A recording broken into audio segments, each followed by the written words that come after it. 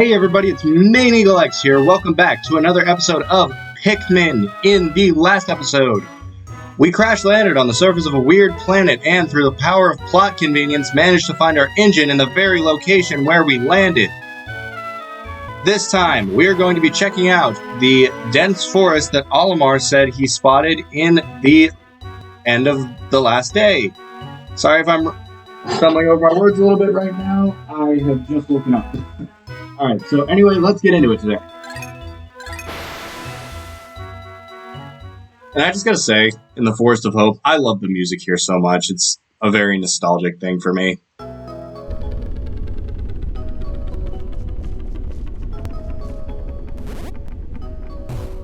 Right? Well, I feel the need to say alright, but I do. My Dolphin has returned to the surface along with the Pikmin's onion. Being alone on this strange planet makes me somewhat uneasy, so I shall call the Pikmin out of the onion. All I need to do is stand beneath the light and press A. Sorry I keep stumbling over my words, guys. I really don't mean to. It's just something. I stutter sometimes, and it's just a little something about me that I can't really fix, and I wish I could. Anyway, have him work on that right there.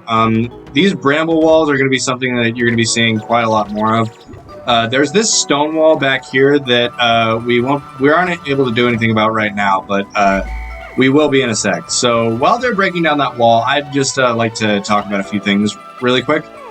So first of all, there's this light underneath the Dolphin. By going here and pressing A, you can see how many ship parts you've recovered, how many more you need to increase the ship's capabilities to discover a new area, and you can also heal yourself. So where my sensor is right now, or not where my sensor, where my pointer is right now, you can see the little green health bar next to Olimar. That's his health. This will go down if he's hit by hazards or attacked by monsters.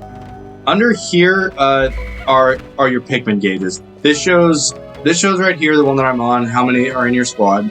This one shows how many are out on the field, and this one shows how many in total have been sprouted and are currently still in existence. However, neither of these can exceed 100. This one can because it's in the onion, but there cannot be more than 100 Pikmin on the field at any given time. Over here, we also have another thing that I'd like to talk about, is this grass right here. I know, grass, how exciting. If it'd do it, come on guys. Come on, can I get a singular drop of nectar? Okay, guess not. Oh wait, there's another patch over here. You know what? No. That grass betrayed me. I am not giving it any more screen time in this video. Alright, I want to raise up my red numbers a little bit more, but I want to have the majority of them able to work on something else that we're going to do in just a sec, so... by the way, I should mention, these are dwarf bulborbs. They're not actual... Well, we'll get into that in a second, but they're kind of like one of the most common enemies here in this particular game. Kind of a mainstay throughout the Pikmin franchise. They can only really kill about one Pikmin at a time. They die instantly if you just like throw one directly on top of them, and that's about all there is to them. People have like kind of described them as the Goombas of this series. I can see the comparison. Honestly, I can. Right here, though, the one that's sleeping, this is a spotty bulborb. I don't know how many Pikmin they can kill at a time, but it's at least 5. They're usually asleep, and there is a good strategy for fighting them, known in many Pikmin circles as the bum rush strategy, which I don't think I need to explain all that much, but it's a thing that like a lot of people tend to know about. Also, something that I found while practicing this game for this LP. Clear paths in this game as much as you can afford to do.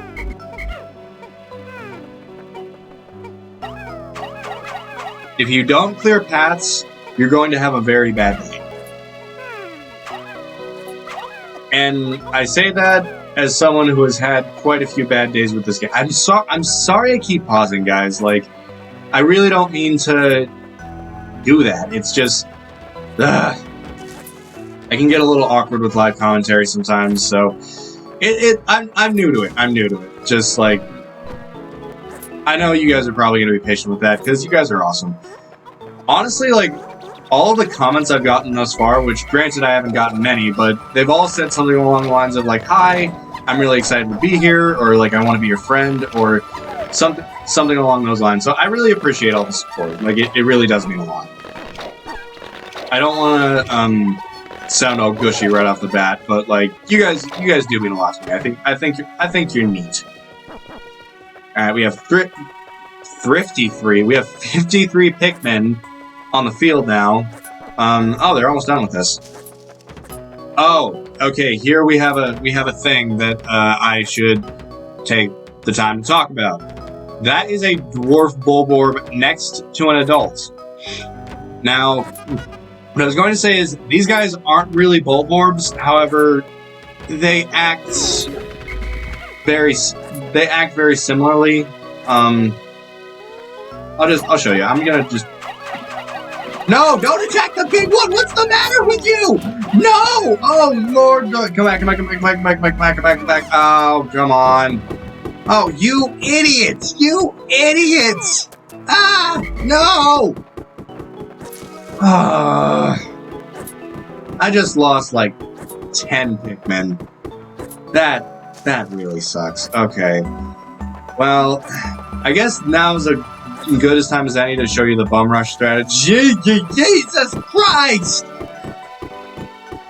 Can I not have one thing go right for me, please?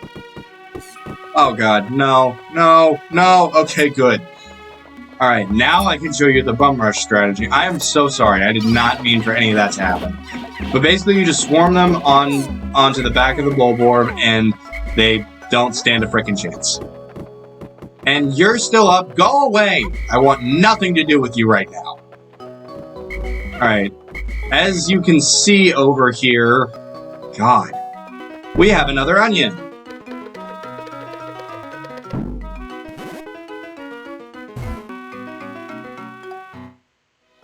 And more text from Olimar.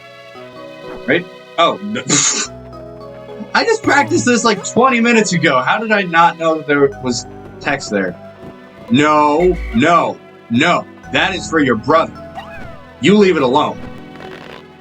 Here we go. Now we get text from Olimar. After a weird carrot creature staring at us. The color is different, but it seems to be a Pikmin nonetheless. First glance suggests this one has what in some circles could be considered very large ears. It looks like it may weigh less than the others. In what other ways might it be different from the red Pikmin? I must be sure to observe it closely. I can hold a Pikmin for a moment with A and swap it for another by pressing B. That's actually something really important. So, say I have two different types of Pikmin, now that I do. Say that I want a specific one. I hold down with A, but I'm holding a yellow Pikmin. Let's say I want to throw a red. Thank you for interrupting me. My clock has indicated the coming of noon. From now on, I must pay close attention to the sun meter on my monitor and choose my actions accordingly. So, it is best for me to review my monitor's data. Across the top of my monitor are the sun meter and day display. At the bottom are my spacesuit damage meter and Pikmin gauges. From the left, these numbers reflect Pikmin under my command, Pikmin in the field, and total Pikmin, including those in onions. To adjust my monitor, I can press Z to rotate the camera left or right on the D-pad to zoom, and up on the D-pad to change the viewpoint. I can also press plus to view a detailed computer analysis. So, what I was going on about was, if I have two different types of Pikmin in my squad and I want to throw a different one, I can press B and it switches the Pikmin for me. I'm going to focus on getting my yellow numbers up for now. And while I'm doing that, I'm going to go ahead and grab... Oh, I forgot he's not dead. I'm going to deal with him real quick.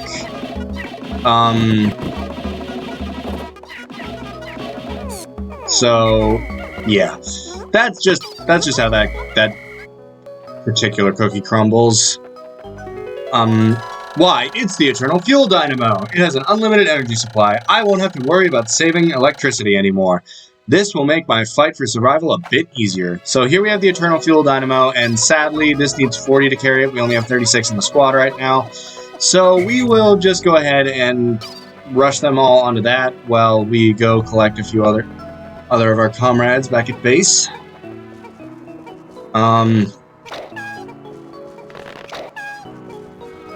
Oh, this is another thing that I should mention. That I just completely spaced out about that. See how these Pikmin's heads are a bit different. Pikmin have 3 stages of life: leaf, bud, and flower. And I believe these 4 give us the exact number we actually need to carry this back, so that's handy. So, bud Pikmin are slightly less slow and are less prone to tripping, whereas flower Pikmin are the fastest and rarely ever trip at all.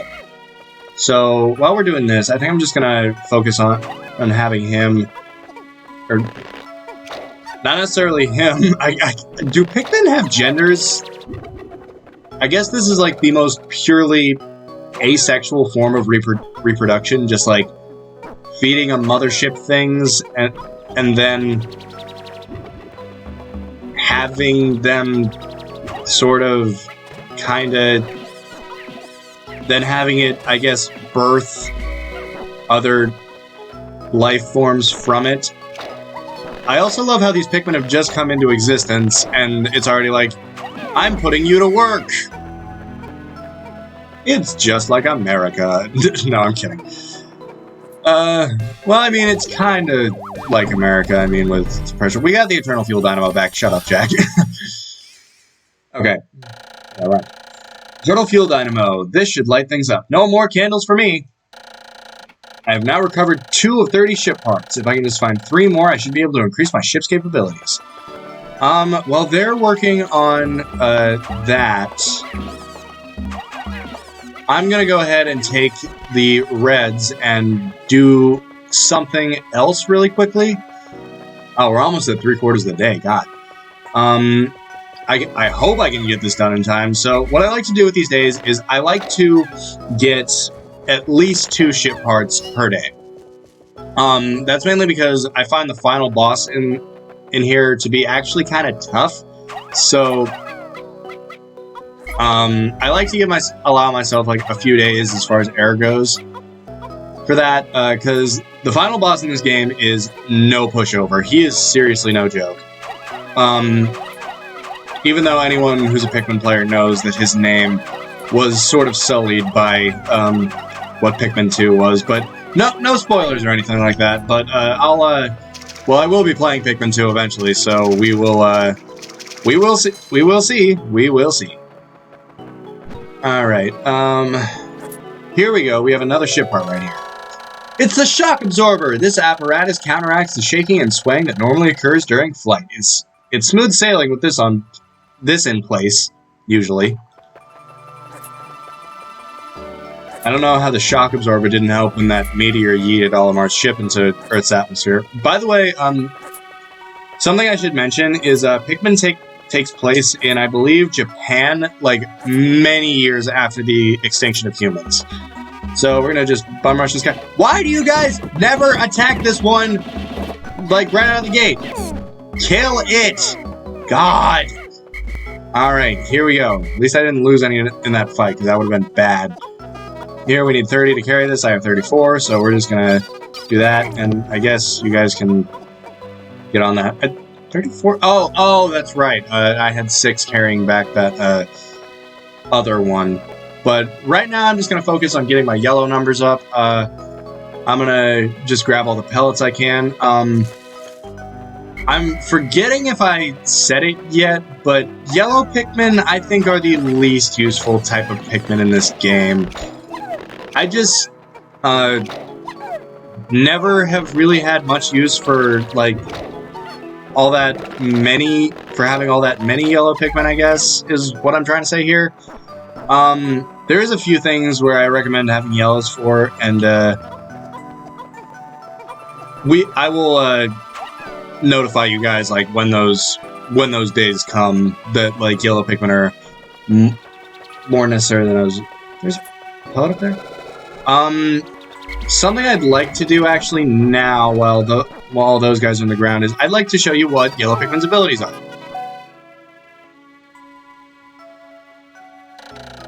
Yellow Pikmin have picked up some peculiar stones. Why did they decide to grab them? This action seems to be instinctive to the yellow Pikmin. But just what are these strange glowing stones? Brightly glowing cracks cover them. Perhaps these cracks indicate that there's tremendous power locked away within. This merits further research. I don't know why, but the word tremendous is just such a fun word to say. Just tremendous. We got the shock absorber back, by the way. Shock absorber. This nifty little device counteracts the shaking and swaying experienced in typical spaceflight. I have now recovered 3 of 30 parts. We are officially 1/10 of the way to not dying! If I can find just 2 more, I should be able to increase my ship's capabilities. With all the progress we've made today, I think I'm pretty good on that, but since we have these bomb rocks now, I'm going to show you what they're useful for. Alright, more text from Olimar here. The glowing rocks the yellow Pikmin picked up seem to be explosive. Perhaps they know that these stones can be used as powerful weapons. The bomb rocks are dangerous, so I must take care when using them. But they should be able to blast open the stone walls that block the pathways. I may even be able to use them against some of the wild creatures. That's a dark sentiment. I must be vigilant. When I throw bomb rock carrying Pikmin and give them orders, they will toss their bomb rocks, at nearby walls or obstacles. The explosive power of the bomb rocks is tremendous. Tremendous! So I must keep my distance. Yes, you are going to want to keep your distance, and honestly, I probably shouldn't be throwing these next to, these other bomb rocks, because I don't know if it's true in Pikmin 1, but in Pikmin 2, a nearby bomb rock can set off other bomb rocks. Oh, more text from Oliver. My clock is indicating the approach of sunset. Pikmin waiting beneath the dolphin and onions will probably enter the onions on their own. But if I don't call the stragglers and add them up to my group, they may not be able to get back. I am sure the Pikmin still planted are safe, but I am somewhat concerned about leaving Pikmin to fend for themselves in the darkness. Aw, Olimar's not a monster. I'm kidding, of course Olimar's not a monster. I wanted to take that back, but I guess not. Well, we can just work on raising up some yellow numbers tomorrow. What the hell are you doing over here? I see you! Begging me to make the meme jokes that are completely overrated. Not necessarily overrated, just a little bit overdone, I feel like. Just that one red leaf Pikmin. But then again, I feel like Pikmin is almost sentient of the meme. When it comes to that particular red Pikmin. You all know what I'm talking about. Don't even act like you don't. Want to fight these things, but you know what? No, I'm gonna play it safe because I have seen what happens to people when they try and rush things at the end of the day while playing this game. I guess I'm just gonna pluck these guys just because I can. We'll get them later. All right. End of the day once more. We discovered a new type of Pikmin. Raised up our red count quite a bit, as a matter of fact. Busted down some doors, used some bomb rocks, and defeated some enemies. Pretty good day so far. Also, we got 2 ship parts. Haha, no food for you! 2 days since impact. It appears that many of my ship's parts have landed in this region. I can just recover the parts of my radar. I should be able to use my radar screen. How that would improve my chances. Then I'd only have to press plus to locate my parts. Yet, there seem to be many hostile life forms here. If I am attacked and my spacesuit takes damage, I must return to my ship, stand in front of it, and press A, just like Main Eagle X explained to do a second ago, to make suit repairs. As I explore, I must pay attention to my suit's damage meter in the bottom left corner of the screen. And that's a pretty good day. We lost 12 in battle today. That hurts, but we've still got at least 93. We only have 17 yellows. Yeah, all right. But we are definitely ahead of the curve. We have 27 parts remaining and 28 days remaining. Overall, I'd say this is a good one, so we're going to save here.